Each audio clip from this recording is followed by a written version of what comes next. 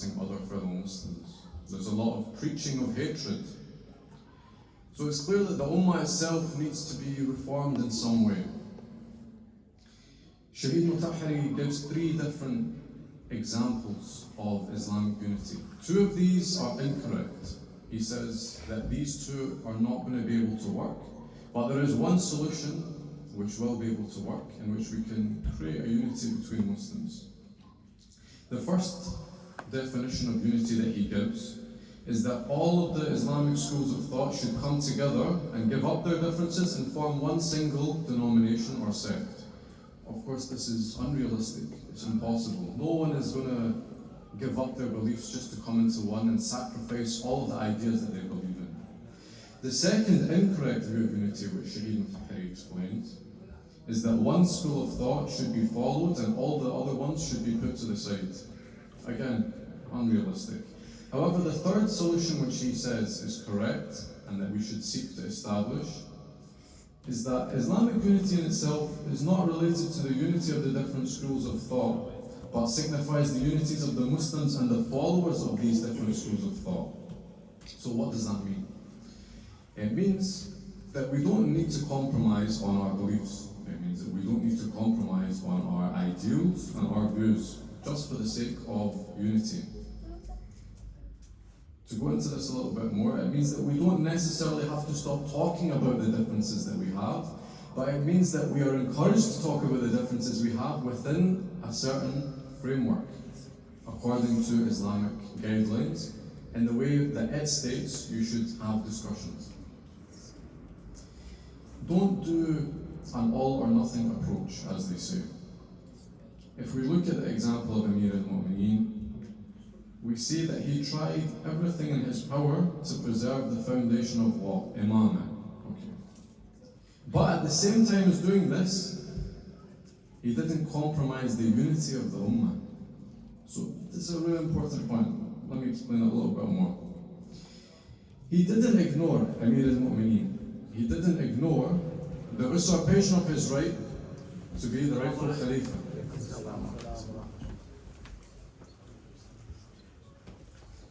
Amir al-Mu'mineen did not just ignore when the Khilafah was stolen from him. But at the same time, a question, did he wage war against those who stole it from him? Was there a war? Was there a war from Amir al-Mu'mineen towards the people who stole the Khilafah from him? No. So even though he spoke out against what happened to him, he didn't go to the extent of waging war. Why? To preserve the Ummah at the time. This is his own words himself. It's important then, if we talk about unity between different types of Muslims, that we make a clear distinction. Because when we talk about Islamic unity, what we understand is mainly it's between the Shia and the Ahl Sunnah, the Sunnis. So when we talk about the Sunnis, it's important that we make a distinction between the brothers from Ahl Sunnah and a Nasibi or Nawasib, because there's a big difference between the two. A Nasibi or the Nawasib are people who are openly hostile and have hatred for Amir al-Mu'mineen and the Ahlul Bayt alayhim as-salam, and they display this publicly. It's been said that the Nawasib are from the Kuffar. This is something you can't deny. Anyone who has a hatred for Amir al-Mu'mineen, how can he claim to be a Muslim? Clear cut, no argument about it.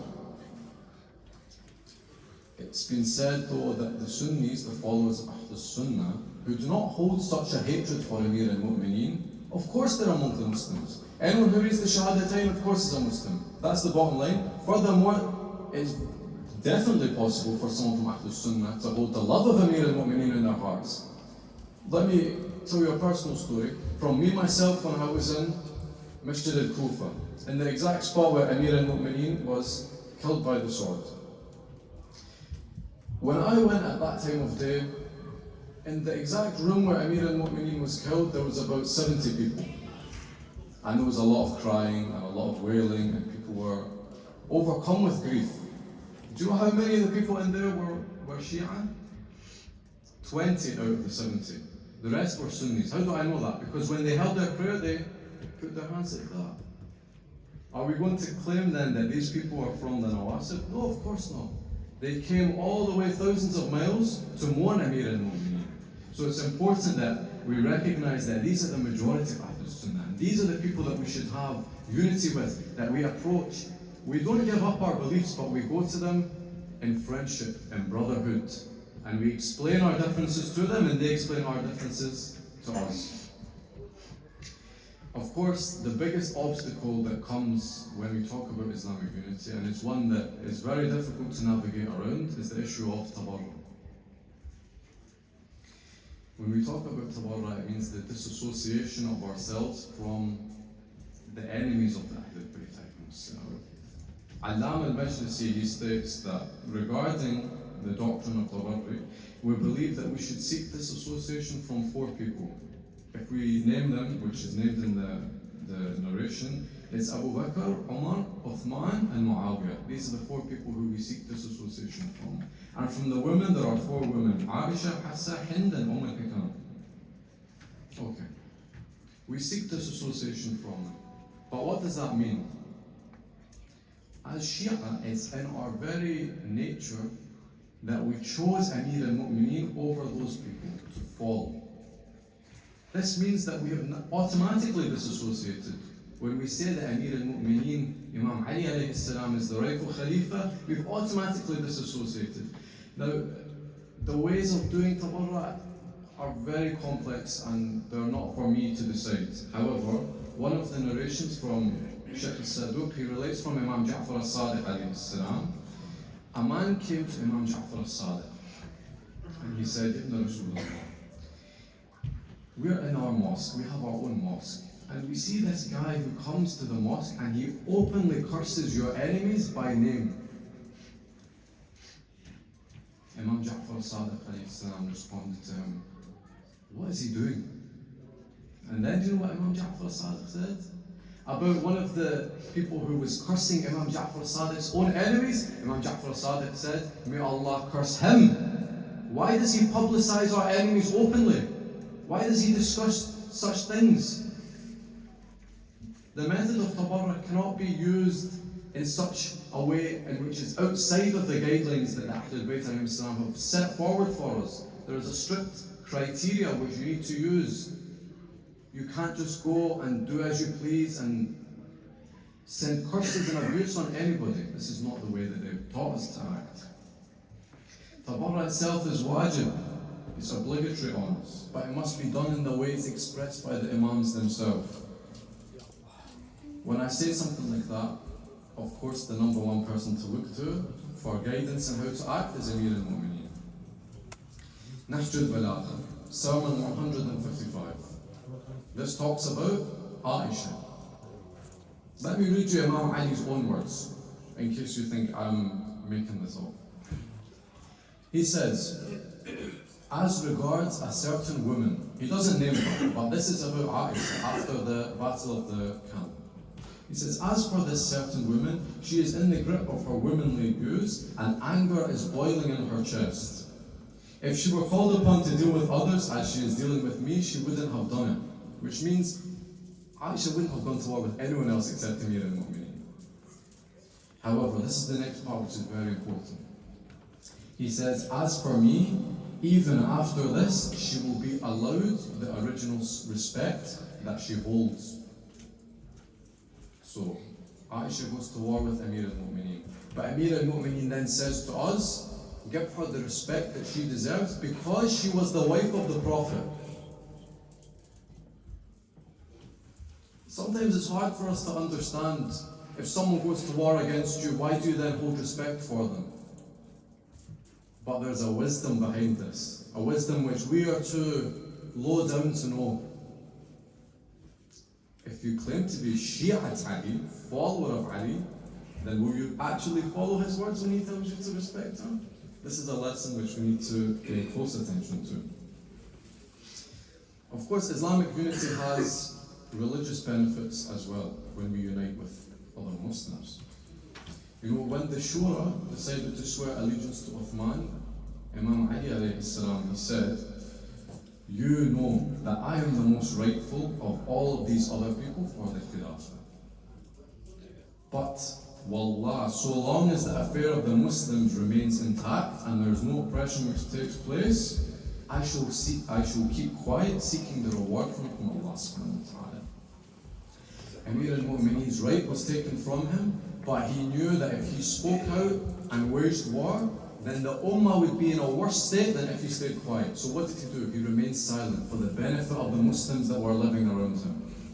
Allah subhanahu wa ta'ala says in the Holy Quran, and if Allah had willed, He would have made you one single community, but His plan is to test you in what He has given you. Therefore strive with one another in good deeds. It could have been so easy for Allah subhanahu wa ta'ala for Him to have given us the insight to all just be Shi'at Ali. But no, there's a test. There's a test in which path you choose, and if you choose the right path, how you're going to engage with others who might not be at that stage yet. Ayatollah Amini, in his book Al-Ghadir, says that people are free to express views and ideas on religion, but these views and ideas will never tear apart the bond of Islamic brotherhood, which the Holy Quran has referred to by stating that surely the believers are brothers. Aside from the religious benefit of having unity with other Muslims, we have the political benefit as well, which can't be taken lightly.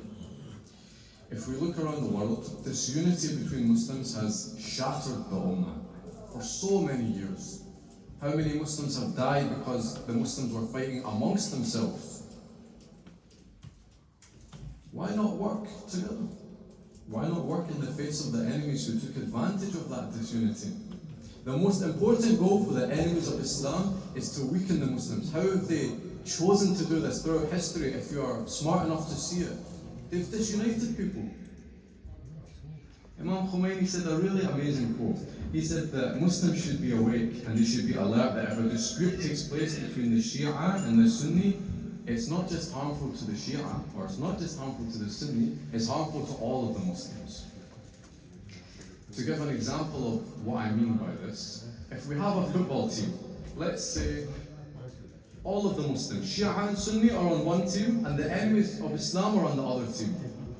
And the Muslim team starts fighting amongst themselves. And, no, you did this, you believe that. The other team is going to see that the Muslim side is weak. They're going to see an opportunity to score their goal. So they're going to run past, they're going to score their goal, and who's going to be the losers? The Muslims. Are we going to let that happen? To quickly finalize, just because this is a topic that people might hear and people might think that's just Khomeini's own beliefs.